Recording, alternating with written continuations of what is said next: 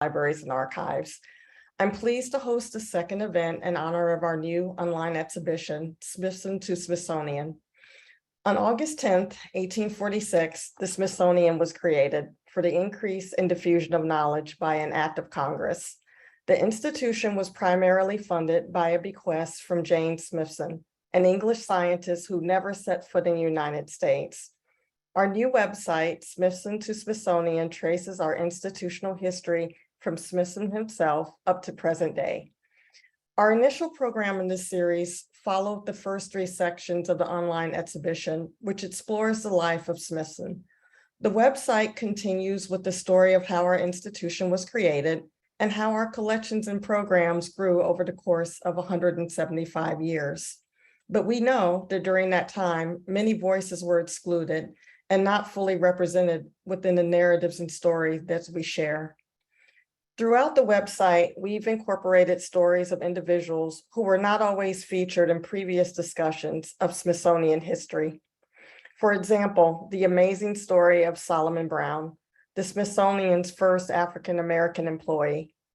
Brown was an important advisor to Secretary Spencer Baird. And despite his prestigious position at the Smithsonian, Brown faced unrelenting racism and discrimination.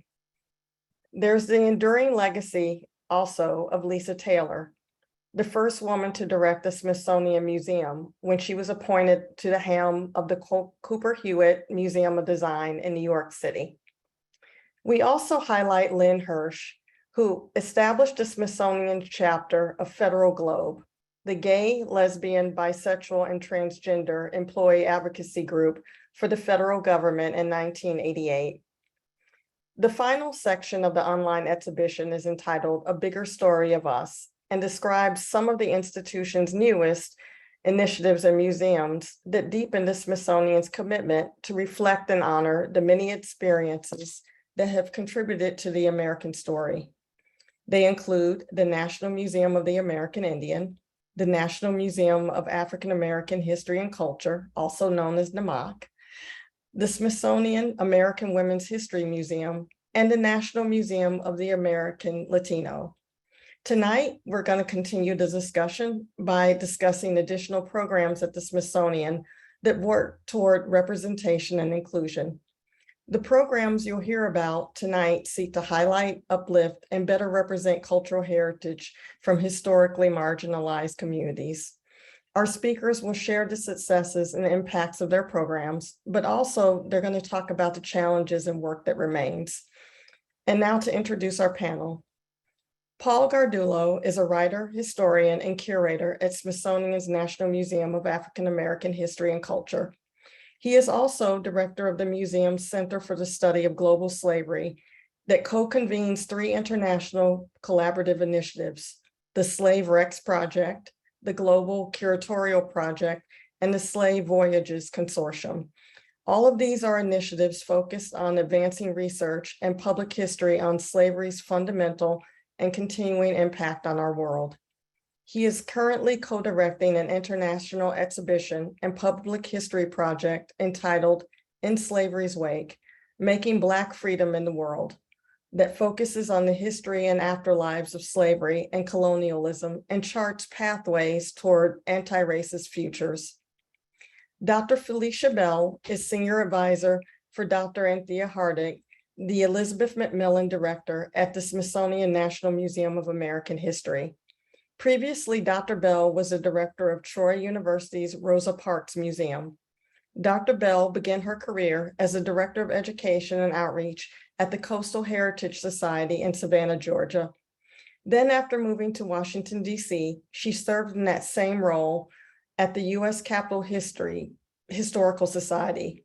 While there, she curated a traveling exhibition, provided expert witness testimony to Congress for the recognition of enslaved labor used to construct the U.S. Capitol. She also participated in the National Capital Planning Committee's environmental impact statement related to the construction of NAMAC on the National Mall. Among published works, Dr. Bell is a contributing author in The Future Emerges from the Past, celebrating 200 years of Alabama African American history and culture. Ashleigh Coren is the acting head of education for the Smithsonian American Women's History Initiative and the Women's History Content and Interpretation Curator at the National Portrait Gallery, where she focuses on collections research, student and teacher programs, and public programming. Her writing has been published in the Journal of American Folklore, Viewfinder, reflecting upon museum education, and the International Review of African American Art. Heidi Bertu is the head of resource description for the Smithsonian Libraries and Archives. She has 2 decades of experience working in academic and now museum libraries. Prior to joining the Smithsonian in 2018, she worked for the Vassar College Libraries and the University of Chicago Libraries. Heidi is passionate about reparative description, labor advocacy, and mentoring the next generation of resource description professionals. And now I would like to turn it over to our expert panel to learn more about their work. We're going to have a discussion at the end, as well as time for questions. If you have a question for the panel, please be sure to use the Q&A feature at the bottom of your screen. And now I give it over to Paul. Thank you, Director Evangelista Doherty. It's such a pleasure to be here with you all and with these amazing colleagues. I'm really looking forward to tonight's discussion. With that, let me please share my screen and get started.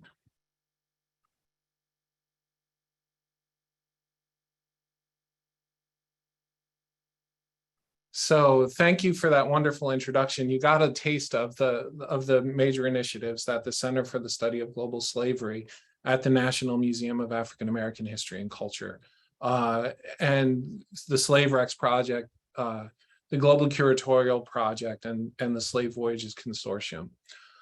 Tonight I'm going to talk a little bit about one aspect of one of those expansive global initiatives. But first, I wanted to just give a sense of what we do at the Center for the Study of Global Slavery, which is an outward-facing center that really focuses on international collaboration. It positions the museum as an engine for reckoning, reconciliation, and transformation around matters of race on a global stage. And by that, we're at the heart of our work is international collaborations. In Africa, in the Americas, in Europe. What does that collaboration mean? And it's not just about academics speaking with other academics or museum people speaking with other museum people, but there's an element to our work where we recognize that authority and learning and advancing knowledge comes through deep community engagement at the local, national, and international level. And all that together, we believe that we can harness the power of our museum, of the Smithsonian, to make real change, as well as to learn and grow through these international engagements. So one of them that I want to talk to you about tonight is an element of an international exhibition that we are currently convening along with Brown University's Center for the Study of Slavery and Justice, called In Slavery's Wake, Making Black Freedom in the World. It has participation from museums on 4 continents to interrogate the history and legacies of slavery and freedom, as we do in our museum. But we're also learning at the same time because we enact a collaborative process that really works to instantiate a new form, hopefully a new form of curatorial practice, and works to build archives that are through a model of shared stewardship. And our aim in this is to shift the way we think about and represent the legacies of slavery and colonialism and their continuing relevance to our world today around matters of racial and social justice. Here's our international team. You see members from the various communities we work with, curators from the Royal Central African Museum, Ezeko's Slave Lodge, Museu Histórico Nacional in Brazil, the International Slavery Museum in Liverpool, IFAN in Senegal, as well as our colleagues here at the Smithsonian. This is our first multilingual, international, and collaboratively curated exhibition. We're actively working to connect the global with the local, the past with our present, in order to think about systems of domination, but also practices of freedom making that are essential to this story. And you can see on the right-hand side, the tentative dates of this world tour.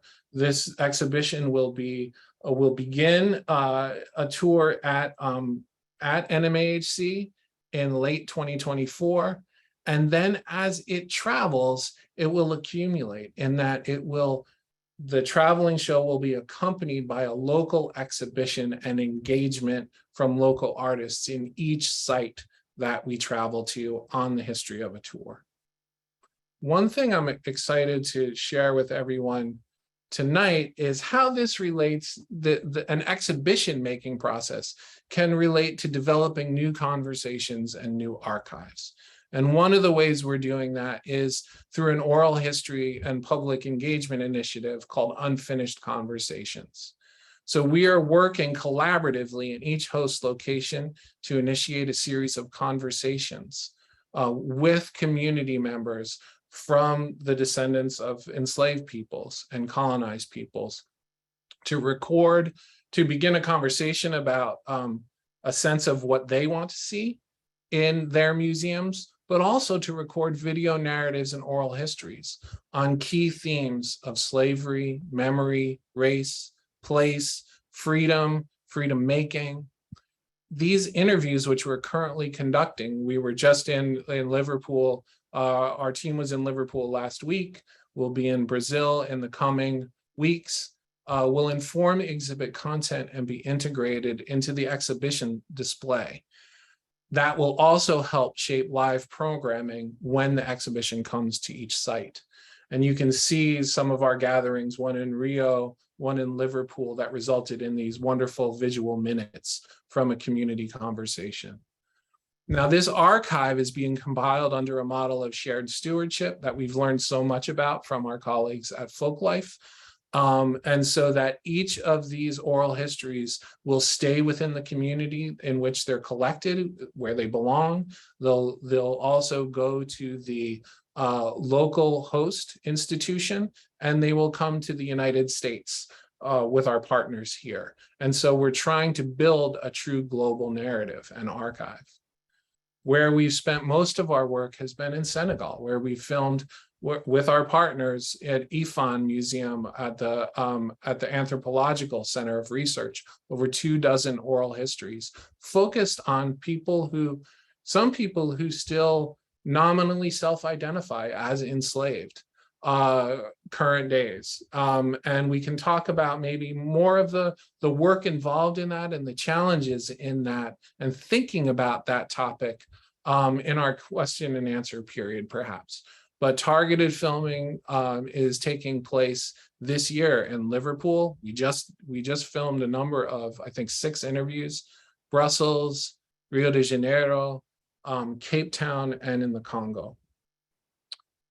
And to sum up, I think what we hope that to achieve through this kind of collaborative work is to help visitors better understand how our current world, both in its existential threats and future possibilities of freedom, was shaped by racial slavery, colonialism, but also the fight against those forces of unfreedom. We privilege the voices of those who were enslaved and their descendants in our telling of this history in order to unpack the multiple practices of Black freedom making across space and time. We foreground a form of curatorial practice that includes equity sharing at the institutional level and at the individual level. We hope that that process will help inform a storytelling that will provide visitors with a usable past and a wellspring for confronting the challenges of our world today. Those challenges being about justice, equality, education, that in order to understand how we make change in the world, we have to understand the shape that our world is in and what shaped it. And with that, let me just thank you all, and I look forward to a conversation.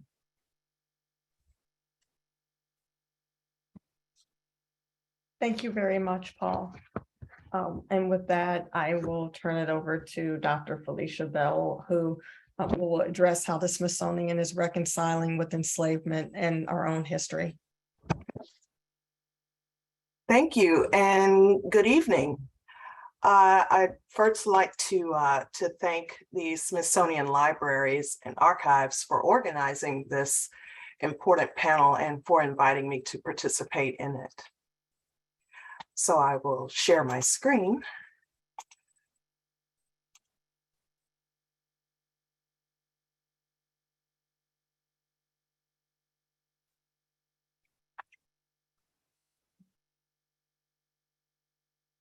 If you'll bear with me just a moment.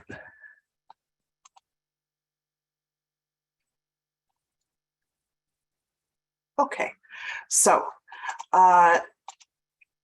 first, back in, I'm sorry, give me just one moment. I'm having a technical issue. Thank you. I'm sorry.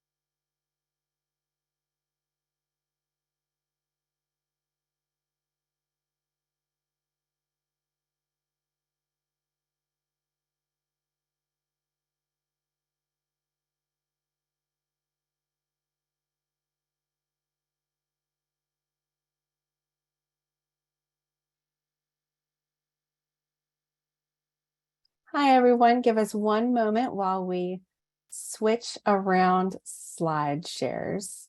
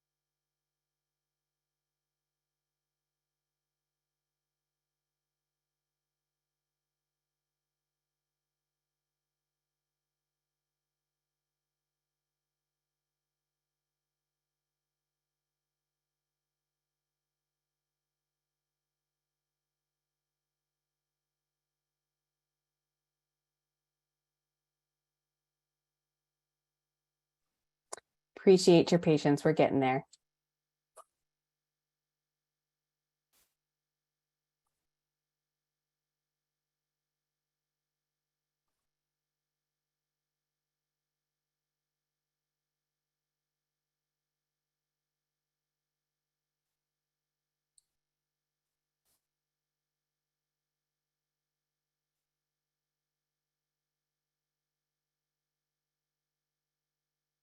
Okay, Felicia, I think we're good to go. Wonderful. Thank you. And I apologize for that. You're welcome. No problem. Thank you so much. So, James Smithson, who was a British scientist and, as was stated before, had never visited America, when he died, he left in his estate, he bequeathed to the United States to establish the Smithsonian Institution, and which that is the name that he declared for it in Washington, D.C., specifically for the increase and diffusion of knowledge. So on August 10th, 1846, the US Senate passed the act to organize the Smithsonian. And then the Smithsonian, as we know now, is the world's largest museum with 21 museums, including the National Zoo and 9 research facilities. So in 2021, the Smithsonian commemorated its 175th year. And over this past year, it has celebrated that commemoration with several in-person and online or virtual events and exhibitions. The next slide, please.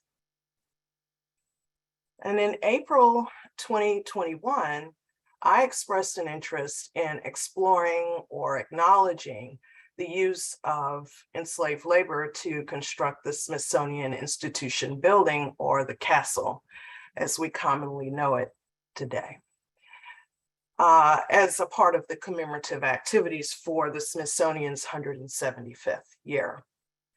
So this evolved into the formation of a working group to determine ways in which to recognize publicly the role of enslaved and free Blacks at the Smithsonian. And as a result, we had a panel discussion on April 29, 2022, and that included panelists, and it was held at the National Museum of American History in the Warner Brothers Theater. And that included Dr. Martha Jones, who moderated the panel, and featured panelists, including the Honorable Jane Campbell of the U.S. Capitol Historical Society, Dr. Matthew Costello from the White House Historical Association, Mary Elliott from the National Museum of African American History and Culture, Dr. Adam Rothman from Georgetown University, as well as myself. So this panel was an overview of the use and impact of enslaved labor to build the castle building. So the panel covered a range of concerns, including memorialization, engaging descendants of those who labored at the castle, and also identifying areas that need further investigation and research. The next slide, please. So here is just a view of the castle with the U.S. Capitol building there in the background, just to give you an idea of what Washington, D.C. looked like during that time, the early period of the castle and the Smithsonian and its construction. The next slide, please. Here are some laborers, African-American laborers at the U.S. Capitol building. In the next slide. And finally, here's the White House, early sketch of the White House around the same time that the Capitol was constructed. The next slide, please. So one of the suggestions of the working group that we formed was to publish a report of the Smithsonian Institution's history. So this would be a thorough investigation of not only the construction history of the castle, but also the experiences of early African-American employees. These employees included Solomon Brown, seen here on the left, and he was, once he was hired in 1852, the first African-American employee at the Smithsonian. And so he began as a general laborer and then eventually was promoted to registrar in charge of transportation, registry, and storage.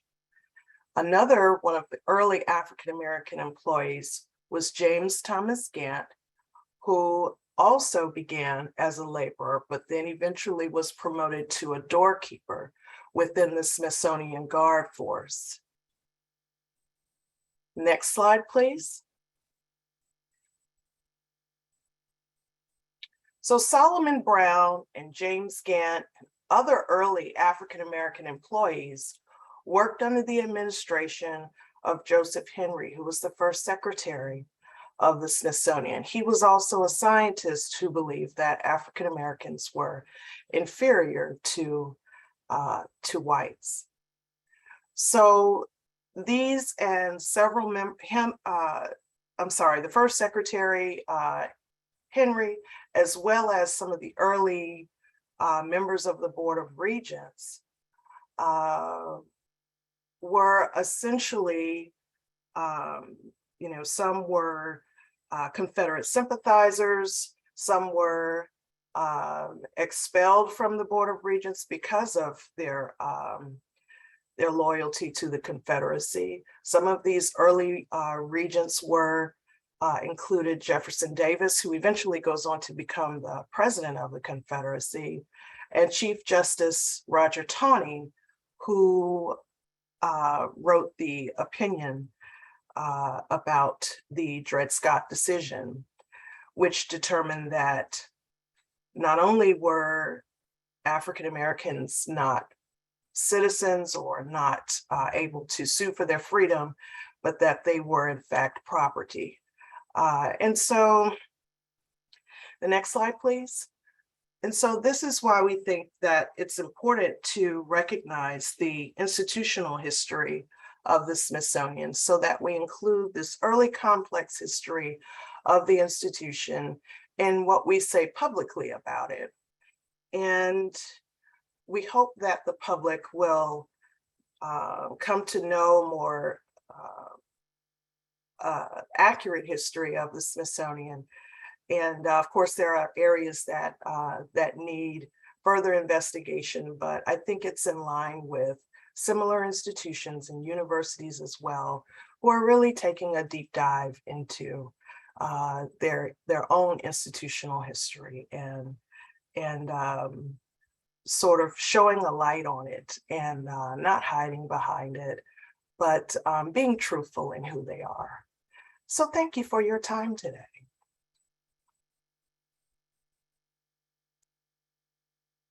Thank you, Felicia.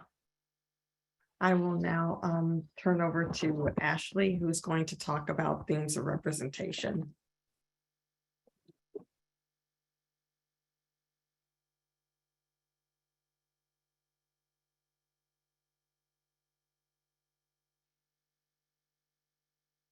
All right, I hope everyone is doing well this evening. Thank you for joining us. As Tamar mentioned, my name is Ashleigh, and I am the acting head of education for the American Women's History Initiative. It's so wonderful to be a part of this discussion. As many of you have gathered, the Smithsonian is a place of wonder. But like any other museum, we have our own set of barriers. Before I jump into this presentation, I wanted to give a shout out to one of my heroes who you see on the slide, the Honorable Barbara Jordan, who also inspired the title of this presentation. So in my role as the acting head of education, I deliver experiences, activities, programs, and digital products for learners across all subject areas. I have a really awesome job, and I get to work with anybody and everyone across the Smithsonian.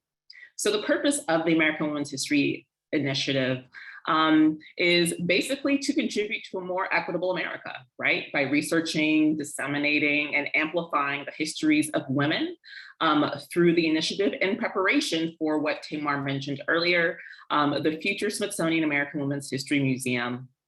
The Smithsonian really wants the role of women in history to be well known, accurate, acknowledged, and most importantly, empowering.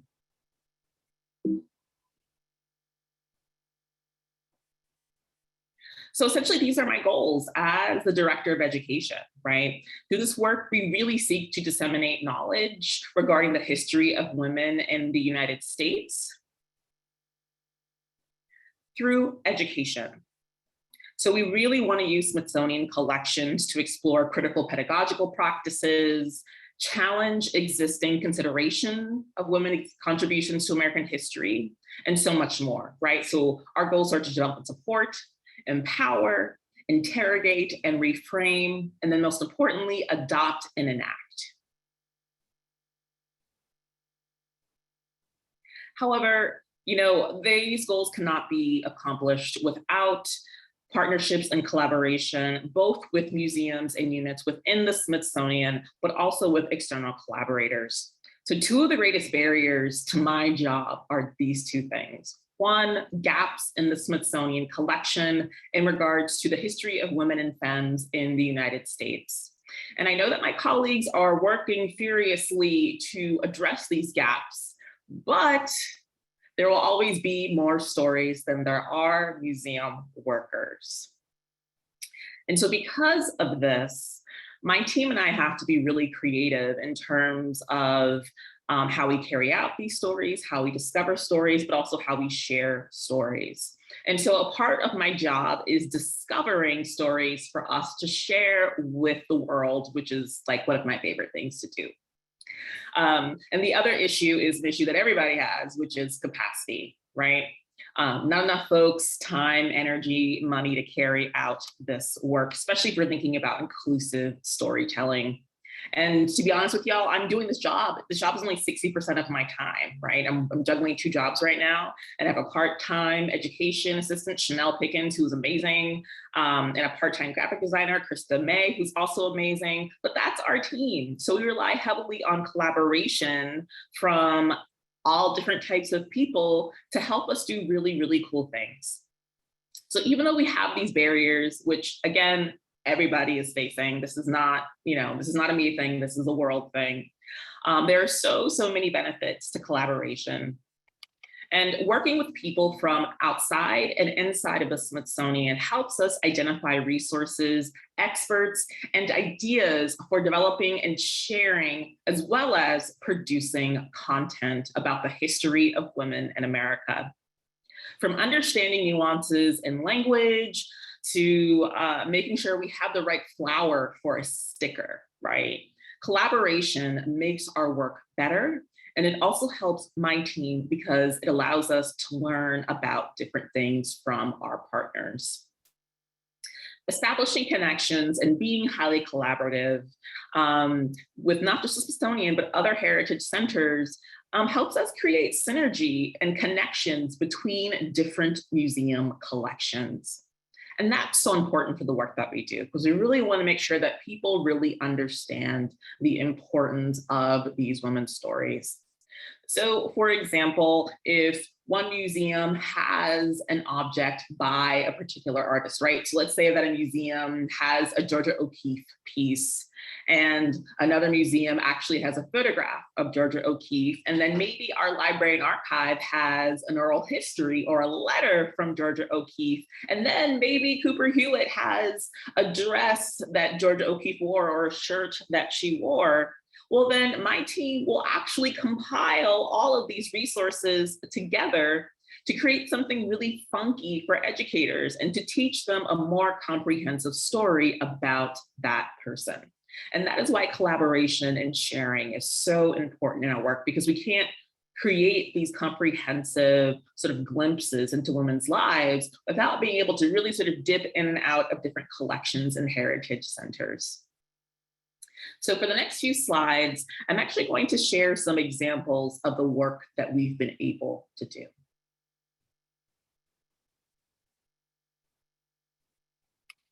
So for the last 2 years, I've been working with Smithsonian Digital Studios and the Office of Public Affairs to create over a dozen videos highlighting women from 3 different centuries, 19th, 20th, and 21st century, who organized their communities to make change in the world. The work improved healthcare, working conditions, government support, as well as literacy. These 2-minute videos are great for social media and the classroom. That's what I love about this stuff, right? We're creating digital products that anybody can use for any capacity, right? You can share them on Instagram, you can share them with your students, you can have your students watch a video and then start a discussion about a particular moment in history or a person. So this series, which is referred to as Women Change Makers, you may not know, has been really successful for us and has really shown us that, in this world where attention spans are a little bit on the low side, we can still create content that is really interesting, fast-paced, and sort of really get to the heart of someone's story.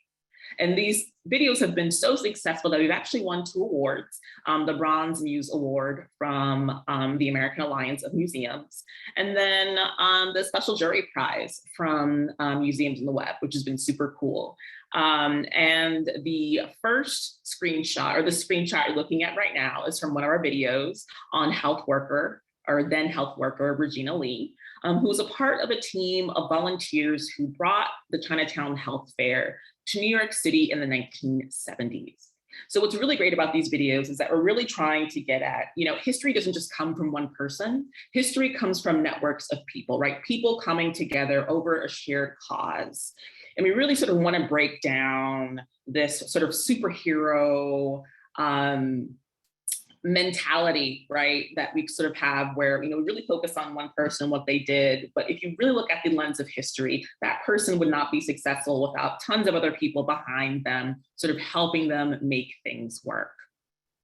So I want you all to stay tuned because we have 4 new videos coming in September. So they will be on the Smithsonian YouTube channel. So get excited. And here's another example of the work that we've been able to do. This is all within the last year.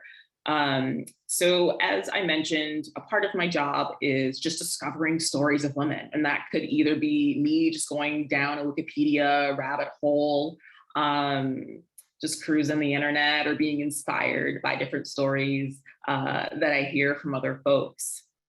But a lot of the content that I receive is actually through podcasts. I learn a lot of information. I get my news from podcasts. So I'm really interested in using digital media to be able to inform, but not in a way that sort of feels traditional or that we're sort of shoving information down someone's throat, right? You want to make it exciting. You want to make it appealing to a really wide audience.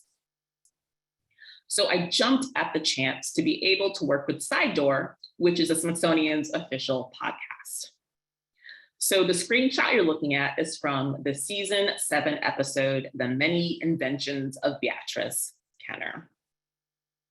So Mary Beatrice Kenner was one of the most prolific African-American inventors of the 20th century, and you've probably never heard of her, right?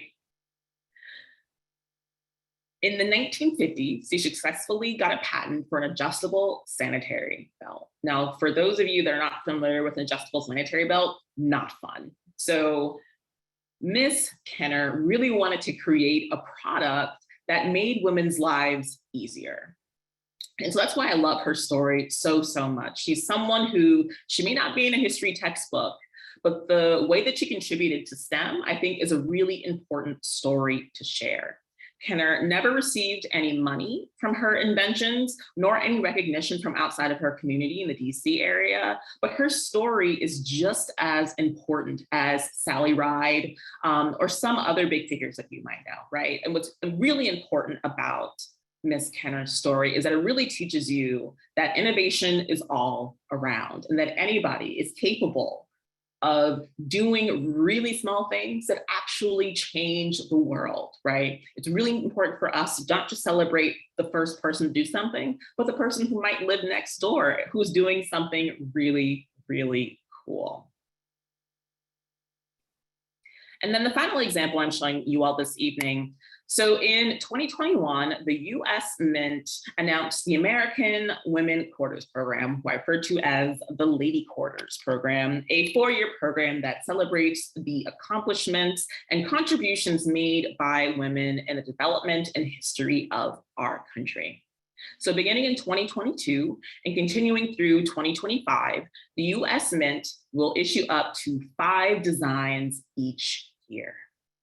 So the women on the quarters come from a variety of fields like suffrage, civil rights, abolition, government, healthcare, and so forth, right? Even the arts, even space, right? And they really wanted to make sure that all the women came from various backgrounds. So my colleagues at AWHI were really sort of instrumental in helping to suggest women's stories to be shared with the world. And the Smithsonian American Women's History Initiative is actually one of the liaisons to this program and has been tasked with supporting educational efforts for these women. So one of the things that I've been working on, which I'll be working on and hopefully until 2025, is how do we teach the public about these women? And how can we do it in a way that's like really fun and like doesn't seem like we're just giving them a history lesson, right? How can we get people engaged in these women's stories? So one of the quarters this year is of Nina Otero Warren, who you see right here on the screen. And Nina Otero Warren is a really important suffragist and politician from New Mexico. If you're unfamiliar with her story, please check her out. She's freaking amazing. So I was tasked with creating something that would help teach her story, but would be super fun. So the first thing that came to my mind was stickers. What do people love? Stickers. What do people put on everything? Stickers. So I was like, how about this? How about we create a sticker set of Miss Warren that really sort of showcases not just her story, but her impact on history. So our amazing graphic designer came up with this really fun set that accomplished something really important. The stickers function as a storyboard because we want folks to walk away with their curiosity piqued, right? We want folks to say, hey, okay, so this person might be from Santa Fe, but what is this Roosevelt University in Chicago business all about, right? You want people to say, hey, I'm gonna look that up. I want to figure out what are all these things and how do they connect to Nina Otero Warren's story. And unfortunately, the Smithsonian does not have any resources or many resources on Nina Otero Warren. So once again, it's up to me and my team to help produce the content to fill in that gap. And these stickers are an example of that. But once again, like many of our projects, we would not be able to produce something so amazing without collaboration. In this case, we realized that one, I am not from Mexico. Girl, I'm from Boston. I don't know nothing about New Mexico. So we really wanted to make sure that when we were designing these stickers that we included people from New Mexico who are familiar with Nina Otero Warren's story to help us create something that was authentic. So thankfully, our new friends over at the New Mexico History Museum helped us immensely in the design and shaping of this set. And we wanted to create something that's also appealing to not just us, but to them too as well. And I think we did a great job. So yeah, so as I close this presentation, I just want to iterate two things. One, the importance of people coming together. At the Smithsonian, I've been so lucky to work with a number of individuals who sort of help us figure out how do we reconcile with the gaps in our collection. And you can do that with a lot of imagination, some flexibility, and a lot of emails. So with that, I'll turn it over to Heidi for her presentation.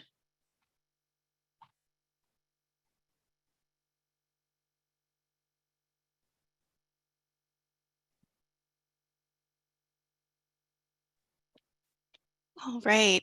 Thank you so much, Tamar, and my wonderful co-presenters here, Paul, Felicia, and Ashleigh. I appreciate the opportunity to be here today and be part of this conversation. So I particularly appreciate it because I'm a cataloger. And catalogers are the people you likely never see when you go to the library. We tend to be tucked away behind the scenes, but you see our work and you interact with our work, and our work has power. Professor Hope Olson wrote about this power extensively in her book, The Power to Name, Locating the Limits of Subject Representation in Libraries. There is power in words and in description when organizing knowledge. There is power in what gets to be named and what remains hidden. And when you have that power, you need to be constantly thinking of your ethical relationship to the materials and your ethical responsibilities in using your power. There is also power in approaching cataloging as a cooperative endeavor. And when you're doing reparative description projects or advocating for the expansion of cataloging standards in the name of inclusivity, collaboration is key. So I'm going to start with some necessary context. I don't anticipate that all of you are librarians in this space, but when catalogers apply subject terms to materials, we are likely turning to the Library of Congress subject headings, or LCSH. LCSH is a controlled vocabulary, which means it contains authorized, agreed upon terms. New terms or revisions to existing terms need to be proposed in a particular way and supported by existing scholarship. Library of Congress subject headings have been actively maintained since 1898 and in publication since 1909. And they were developed at the Library of Congress originally to serve as their local vocabulary. That is, they were used to describe collections owned by the Library of Congress. But it has since grown, and it is now the most widely used subject vocabulary worldwide, used in many, many libraries, and as I have learned, in many of our Smithsonian archival and museum collecting units. LCSH is in its 44th edition as of April 2022, with nearly 360,000 topical headings, and it is estimated that an additional 4,000 headings are added each year. We read in the introduction to the 44th edition that the creation and revision of subject headings is a continuous process. Proposals for new headings and revisions to existing ones are submitted by catalogers at the Library of Congress and by participants in the Subject Authority Cooperative Program, or SACO. Approved proposals become part of the online authority file of subject headings at the Library of Congress. So catalogers we're already accustomed to working cooperatively to redefine our standards. But the story I'm going to tell today is the story of a local collaboration designed to push the existing boundaries and expand the limits of description and propose new subject terms that are relevant to our work and resonate with our communities. This story started with the Smithsonian Asian Pacific American Center, or APAC, where Andrea Neighbors, the manager of education initiatives, and Haloa Johnston, former curator of Asian Pacific American women's cultural history, and now a curator at the Bishop Museum in Honolulu, Hawaii, worked to create a cultural terms guide. This guide is a work in progress and serves to define terms that are useful in describing their collection materials. That project then grew to involve the National Museum of American History, or NMAH. And here Daniela Jimenez, former archivist at the NMAH Archive Center, and Alicia Cutler, digital asset manager, joined the story. Working with APAC, they formed a partnership that provided support for an intern. And in spring of this year, Tina Kremsner Singh, MLIS student at San Jose State University, came aboard to work on a controlled vocabulary guide based on the APAC cultural terms that could then be used in archives and material object cataloging.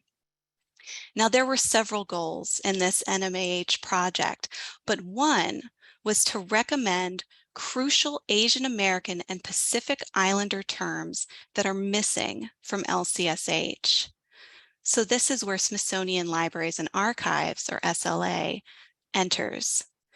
Tina, Daniela, and Alicia had started the important process of conducting and prioritizing missing terms and conducting the research needed to show how the terms were being used in scholarship.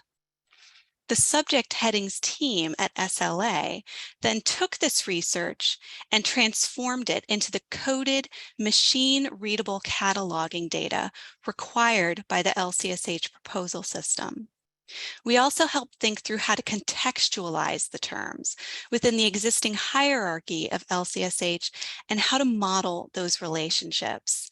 And here I need to thank the subject headings team, Amanda Landis, branch librarian for anthropology, Amy Watson, information technology specialist for data management, Shonda Harden, library technician for the National Museum of African American History, and now librarian at the U.S. Department of the Interior, and Tasia Diaz, our summer intern and recent iSchool graduate from the University of Illinois. Here we see SLA as the last link in a chain of cooperation, and I sincerely hope you get the opportunity to hear directly from individuals at APAC and NMAH about their wonderful work, because I can't do it justice within the constraints of this discussion. But this is how these collaborations are successful, when you can bring the community expertise together with the subject expertise, together with the metadata expertise, with all of these folks adding something to the process. So ours is local work with global impact. We now have a slate of proposals encompassing new and revised terms ready to submit to multiple Library of Congress vocabularies. We've already discussed LCSH, but we'll also be submitting many of these terms to a newer LC vocabulary, the Library of Congress Demographic Group Terms, which is a controlled vocabulary for terms used to describe content creators and intended audience. All of the proposals we have prepared represent terms and concepts important to the immigrant experience. Many of these terms describe different generations of Japanese immigrants to the Americas: Issei, first generation, Nisei, second generation, and Sansei, third generation, as well as Kibe Nisei and Shinisei. And we're also working on proposals for Desi, Pinoy, and Pinay. Hopefully, these terms will be accepted, because that means they'll be available for use by colleagues around the world. And I'm also hopeful that these kinds of cross-Smithsonian collaborations will continue. Thank you very much for your attention. And Tamar, I turn it over to you. Thank you very much. Those are wonderful. Thank you all for your enthusiasm and labor. As I opened up the discussion, a lot was going in my head. Ashleigh, I want to say I lived in Houston for a long time, so Barbara Jordan was one of my favorites. I actually got to go to her funeral after her passing, and I was really honored to do that. So it was great. It was great to see that. I wrote down some notes of what I was hearing because, you know, there's so much, and your passion comes out. You talked about stories of the silenced and forgotten, of history being resurrected, and also history that was misinformed, that had misinformed representations, and those are being critiqued and corrected. A common thread that I see in all of you and your presentations and the projects that you work on is that to do this work, you must interrogate everything. Always ask questions, more questions. So I'm going to assume that this is in your DNA for each one of you to do this. For each of you, was there any particular moment that served as an influence for your work in terms of, you know, what was that moment that you decided to pursue these projects? Because, you know, I'm just going to throw it out there, in the wake of the pandemic and the George Floyd tragedy, we saw a lot of people come to this work as though it was the first time that they were doing it. But I get a sense from each one of you that you were doing this work well before that happened. But what was that one moment that you said, you know, I need to, like Heidi, work on reparative description, or Felicia Bell, uncover, you know, some of the wrongs that may have happened at the Smithsonian?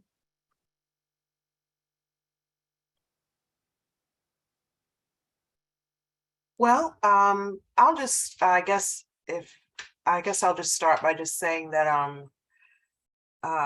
what inspired me in my original research about the U.S. Capitol building was that I noticed that, you know, folks who visited the Capitol were not told about the history and the impact of African Americans in the history of the building, in terms of, you know, from constructing it to present day.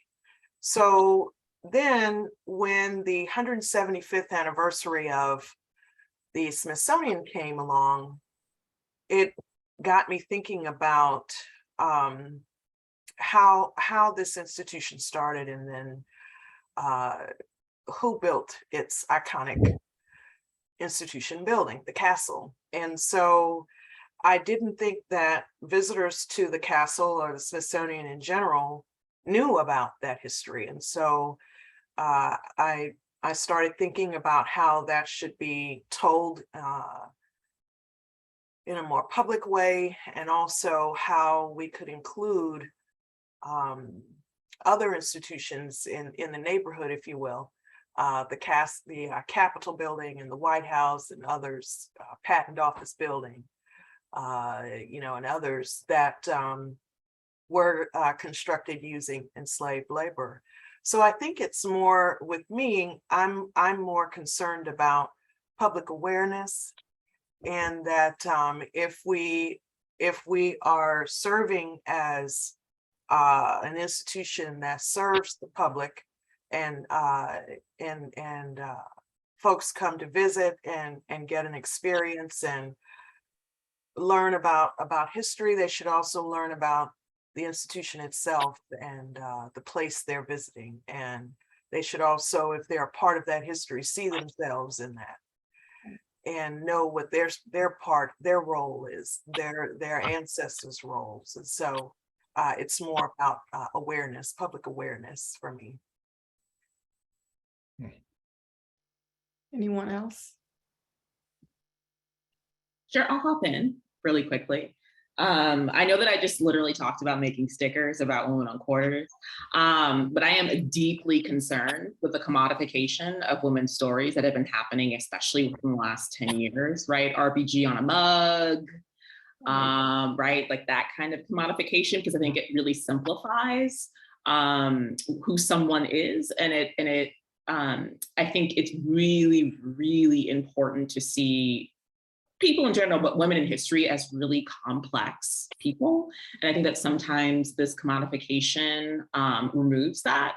And so, one of the things that I've been really passionate about is sort of really providing resources that sort of really break down the fact that like, these are people who are really complicated, right? Even someone like RBG is really complicated. She did things that like people like and people also don't like. And so if there's any way for me to create content that really sort of pushes that binary, good versus bad, to really sort of show women as complex individuals. And this is not just about history, this is about women in general, right? Seeing women as complex, nuanced individuals, I think is something that's become increasingly important in the last 5 years, especially the last 4 years. Creating portrayals of individuals and finding examples at the Smithsonian and beyond of women who sort of show us that we can celebrate them, but also acknowledge sometimes their role in harmful practices. And I think that it's really important to do that. And I'm really sort of fueled by that in my work. Right. I agree with you totally. And I am a teacher of collective memory. And I know before I've been confronted about kind of the problematic history between Myra Sanger at times, and how people can have conflicting narratives around someone. And, today you're all challenging systems of power. They're long steep in the patriarchy and racism. I see your work as representing what we can all do to transform dialogues about the Smithsonian. And this idea, kind of pushing back against this idea that museums have sanitized versions of history. Because as Heidi said, we all have a lot of power, not just as librarians, as archivists, as curators, but in terms of that we kind of produce what the public sees about the material culture and the research that we have at the Smithsonian. How do you reconcile that power within yourselves, and what are some of the challenges and obstacles that you've encountered? Well, I wonder if I might weigh in here and tie it a little together with your first question. I think in some sense, the biggest education of my lifetime, the place where I've learned the most and continue to learn the most is working as a curator for the National Museum of African American History and Culture, going back to that process of being on a curatorial team that was building its collection, by necessity expanding the archive, right, of how we think about and how we need to think about this history, not just as a sideline, but as central to all of us. And I think that is, you know, I think you asked about a moment.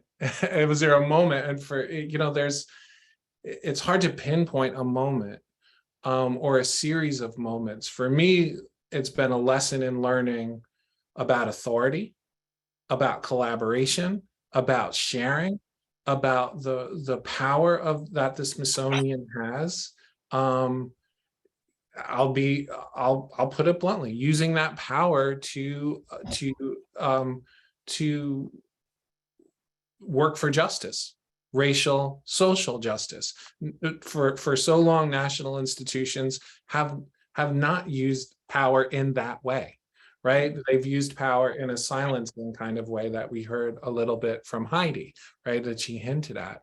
So I'll use one example of what that's meaningful for me. When I was growing up, my parents loved to bring me to museums, and I loved going to the museums. In fact, I loved coming to the Smithsonian. They would drive me down from New Jersey, and I would love to go into the newly opened Museum of Air and Space and go and touch the moon rock, right? That was such a powerful moment for me. And as I grew older and began to intellectualize and academize my form of study and study African American history and diasporan history, and then begin to unpack what that meant as a white man and begin to get challenged about that productively, right, in a way where I would need to interrogate and understand, why am I doing this, and discover a lot of moments within my childhood of racial complexity, right, and racism. I was then able to sort of help collect, among many other things, a single penny or 5 pennies that were given to us by a man who survived the 1921 Tulsa Race Massacre. His house was burned to the ground. George Monroe was 5 years old. He collected some pennies and he saved them.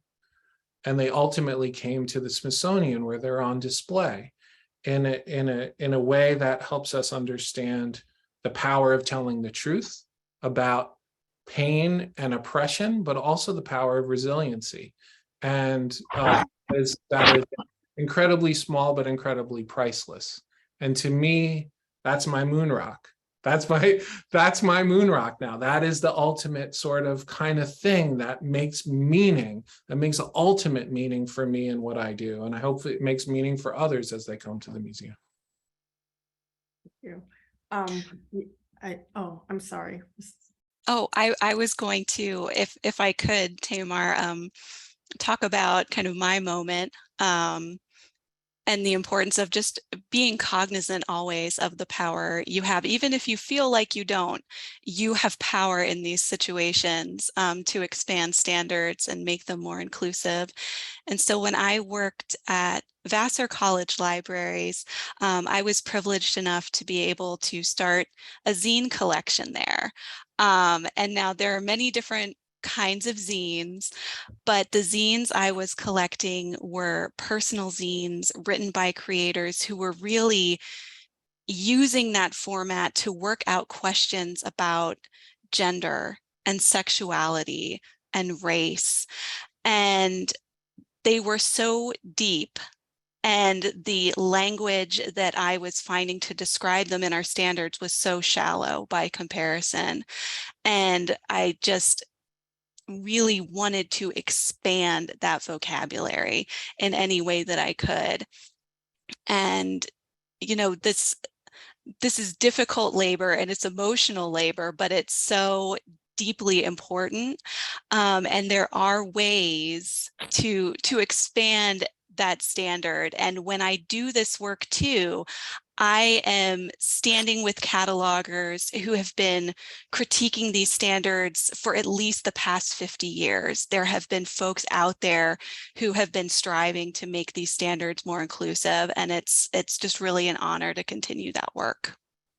I agree. And Heidi, one of my stories is when I was working at the John F. Kennedy Presidential Library. I was working on the Joseph P. Kennedy diaries.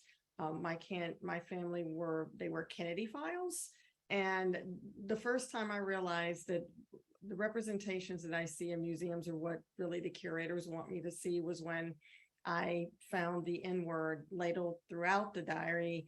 And once I told my supervisor that the diary was taken away from me and put into classified documents, that was something that was just never seen before. And then I started to, realize the power and know that when I became an archivist and curator, I would have it too someday. And being a new director at the Smithsonian, I'm really humbled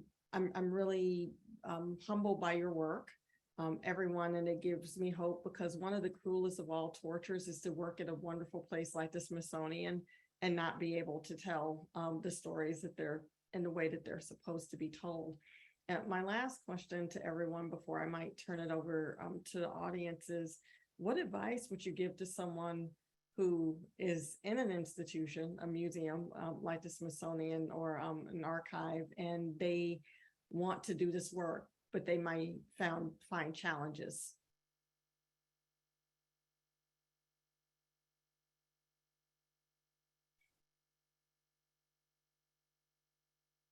Be brave. Right.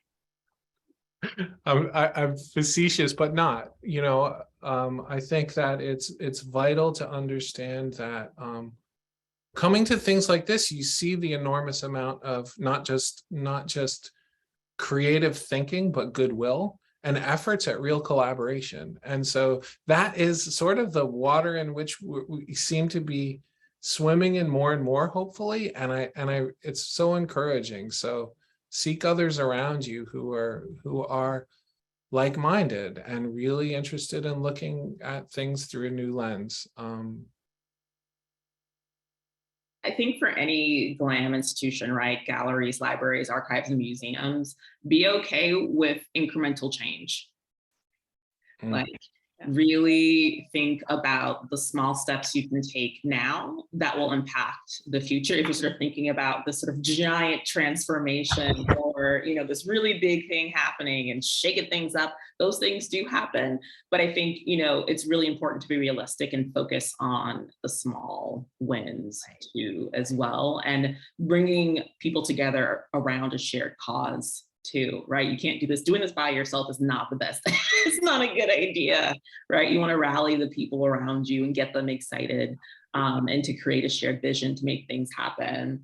But yeah, just be okay with small wins. And remember, small wins turn into big things years and years from now. And that's okay. That's fine. It's up to the people after me to make things even better than we all did when we were here, right? That's how it works. That's how it should work. I think that's good advice, because often you will become labeled as a disruptor, and then you realize you're going to need a bigger boat to do what you need to do. And I think those baby steps are important. With that, Erin, if you would like to take some questions from the chat. So because we're running out of time, we've done a lot of great work answering questions within the Q&A. Some of our panelists have responded to questions within the Q&A. We have just 2 questions about Smithsonian history that I think are going to be tricky to solve without Pam Henson, our institutional historian here.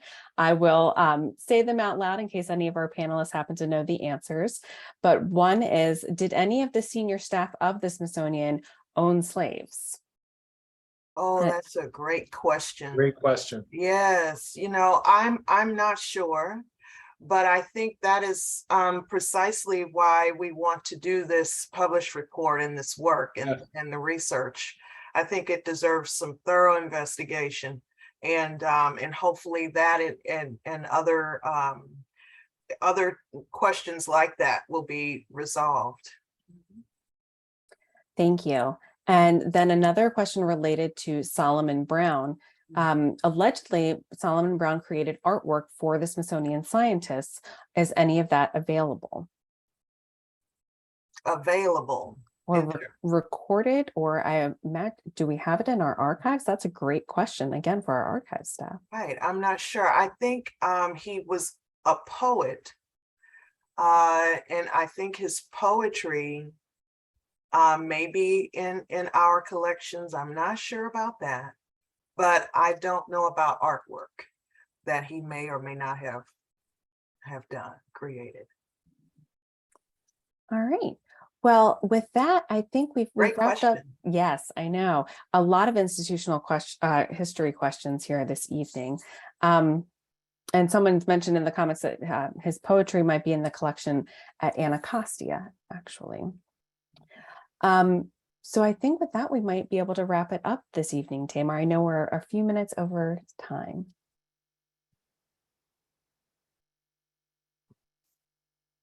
Oh, Tamar, you're on mute. I was saying that's a good thing because it meant we had a lot of good things to talk about. I want to thank our panelists for their time and energy and passion in delivering these great presentations. I want to thank those of you who have joined us from around the globe.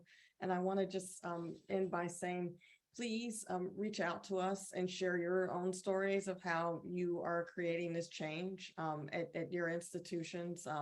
We are very proud of the work we do at Smithsonian Libraries and Archives and in museums, and consider us collaborators and allies in this work. So we would love to hear your stories. I hope everyone has a wonderful evening.